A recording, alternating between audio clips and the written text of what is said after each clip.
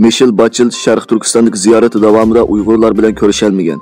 BDT kishilik huquq oliy komissari Michelle Bachelet Sharq Turkistondagi ziyorati mezgilida o'zining tutqundagi Uyg'urlar va yoki ularning oila tavobatlari bilan ko'rishalmaganligini, chunki Xitoy hukumat xodimlarining o'ziga davomli ergishib birga yurganligini aytgan. Bachelet xonim hozir Jenevada o'tkazilayotgan BDT 50-navbatlik kishilik huquq kengashi mezgildagi e'lon qilgan bayonotida o'zining Xitoydagi ziyoratiga cheklama qo'yilganligini bildirgan. U Xitoydagi ziyoratida bir qism fuqaroviy tashkilotlar vakillari bilan ayrim ko'rishish fursati bo'lganligini, ammo Uyg'ur elidagi ziyorati mezgilida hukumat xodimlarining davomli o'ziga ergishib olganligini oshkorlagan. Tayvan Xitoy bizga hujum qilishdan burun yaxshi o'ylansin. Tayvan doiralari Beijingga zarba beradigan boshqariladigan bomba borligini aytdi va Xitoy bizga hujum qilishdan ilgari yaxshi o'ylanish kerak dedi. Tayvan qonun chiqarish majlisining boshlig'i Sikun Tayvan taratqullarining ziyoratini qabul qilganda, agar Xitoy hujum qilsa, ishkilanmasdan xosiyatli kema boshqariladigan bombasi ishlatilganligini aytgan. U mundaq degan: "Xosiyatli kema boshqariladigan bombasi Beijingni ura oladi. Shunga Tayvanning Beijingga hujum qilish iqtidori bor." Xitoyning yangi jasusi qahva mashinasi.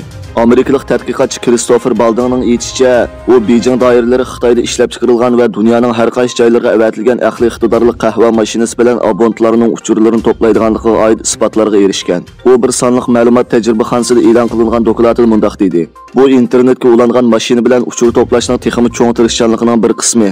Baldingning so'ziga qaraganda, bu mashinalarning bexatarligi tuvan bo'lib, ishlab chiqaruvchilarning sonliq ma'lumot siyosati aniq emas.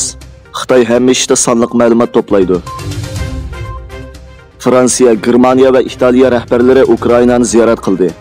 Germaniya bosh ministri Olaf Scholz, Fransiya prezidenti Emmanuel Macron va Italiya bosh ministri Mario Draghi Ukrainaning Yevropa ittifoqiga a'zo bo'lish uchun kandidat salohiyati berishni qo'llaydiganligini e'lon qildi.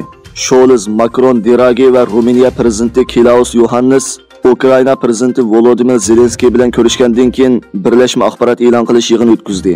Germaniya bosh ministri Scholz o'zlarining Kiyevga kelish orqali Ukrainaning Yevropa oilasiga tava ekanligi to'g'risida aniq uchuravatganligini aytdi. Amerika Iran neft eksportiga qatnashadigan Xitoy shirkatlariga embargo yurgizdi. Amerika Moliya ministrligi Xitoy va Arab birlashma xalifaligida Iranning neft ximiyalik mahsulotlarini eksport qilishida rol o'ynaydigan ikki shirkatga jazo yurgizdi. Xitoyning tashqi planda hayot izlari topganligi rasmi.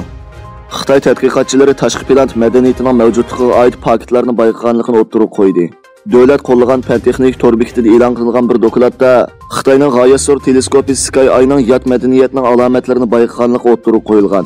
Lekin bu dokladning qisqa vaqt ichida o'chirilganligi ko'rildi.